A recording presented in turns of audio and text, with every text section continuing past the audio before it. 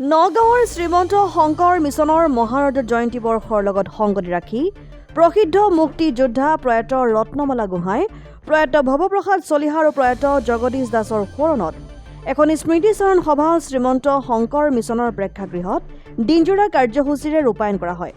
উক্ত সভাত স্মৃতি ৰোমন্থন কৰি বক্তব্য ৰাখে বিভা ফুকন, পুৰণি গুদাম BKB মহাবিদ্যালয়ৰ ডক্টৰ কমল শইকীয়াকে ধৰি বহু কেইজন গণ্যমান্য লোকে। যি মহান লোকসকলে শ্ৰীমন্ত শংকৰ মিছনৰ বাবে ত্যাগ আৰু নিষ্ঠাৰে কৰ্ম সম্পাদন কৰি থৈ গ'ল, তেওঁলোকক সোঁৱৰি মুক্তিযোদ্ধা প্ৰয়াত ৰত্নমালা গোহাঁই, প্ৰয়াত ভৱপ্ৰসাদ চলিহা আৰু প্ৰয়াত জগদীশ দাসৰ সোঁৱৰণত পৰিয়ালৰ লোকসকলেও ভাষণ প্ৰদান কৰে। সভাত উপস্থিত আছিল বিশিষ্ট সাংবাদিক মুনীন্দ্ৰ শইকীয়াকে ধৰি কেইবাজনো কবি আৰু সাহিত্যিক।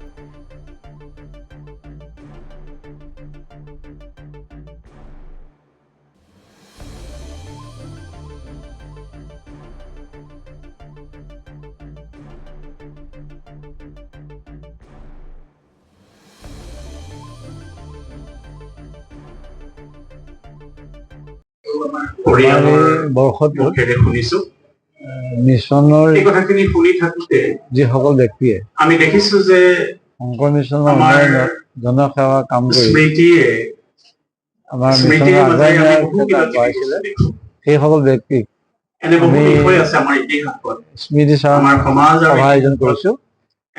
ইয়াৰ ভিতৰতে প্ৰসিদ্ধ মুক্তিযোদ্ধা তথা উপসভাপতি শ্ৰীমন্ত শংকৰ মিছন ৰত্নমালা গোহাঁই নগাঁও আৰু উপসভাপতি তথা শংকৰদেৱ বঁটা প্ৰাপক গুৱাহাটী বিশ্ববিদ্যালয়ৰ অৱসৰপ্ৰাপ্ত অধ্যাপক ভগত চলিহা এজন বিশিষ্ট শিক্ষাবিদ, শংকৰী সাহিত্যৰ গৱেষক আৰু প্ৰাক্তন বিধায়ক তথা শংকৰ মিছনৰ উপসভাপতি আৰু জগদীশ দাস, এই তিনিজনৰ স্মৃতিত আমি আজি এখন স্মৃতিচাৰণ সভা আয়োজন কৰিছো। এইসকল ব্যক্তিৰ যি ত্যাগ শংকৰ মিছনৰ, সেই ত্যাগক আমি স্মৰণ কৰিবৰ কাৰণে সভাখন আয়োজন কৰিছো।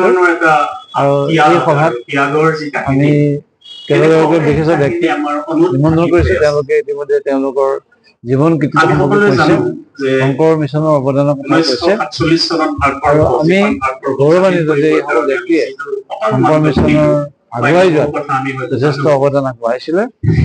আৰু আগলৈকে আমি আশা কৰিম যিসকল ব্যক্তিয়ে শংকৰ মিছনৰ উন্নয়নত বা শংকৰী মানৱ সেৱা যি উদ্দেশ্যসকলক সহায় কৰে, সেইসকলৰ প্ৰতি আমি সদায় কৃতাৰ্থ হ'ম বা আমি তেওঁলোকক শ্ৰদ্ধা জনাম। এইটোত আমাৰ পৰম্পৰা শংকৰ মিছনে কৰি আহিছে। গতিকে আজিৰ দিনটোত আমি তিনিগৰাকী ব্যক্তিক শ্ৰদ্ধা জনাইছো। তেওঁলোক য'তে নাথাকক ভগৱানে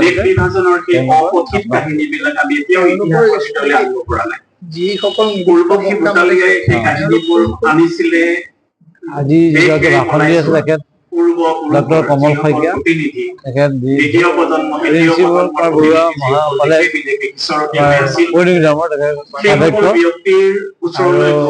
বিভা ফুকন, তেখেত এগৰাকী অধিবক্তা তথা ৰত্নমালা গোহাঁই বাইদেউ, তেখেত পেহী আৰু ইয়াত আছে শংকৰ মিছনৰ সভাপতি ডাক্তৰ কৃষ্ণ কুমাৰ উপসভাপতি, আৰু তেখেতৰ সম্পৰ্কে ক'বলৈ বহু কেইজন ব্যক্তিয়ে নিৰ্মাণ কৰিছে, তেওঁলোকে ইতিমধ্যে কৈছে। আৰু এইসকল ব্যক্তিক তেওঁলোকৰ পৰা যিখিনি আমি শুনিছো আমাৰ কাৰণে নতুন, তেওঁলোকৰ ত্যাগক আমি সদায় শ্ৰদ্ধা জনাম।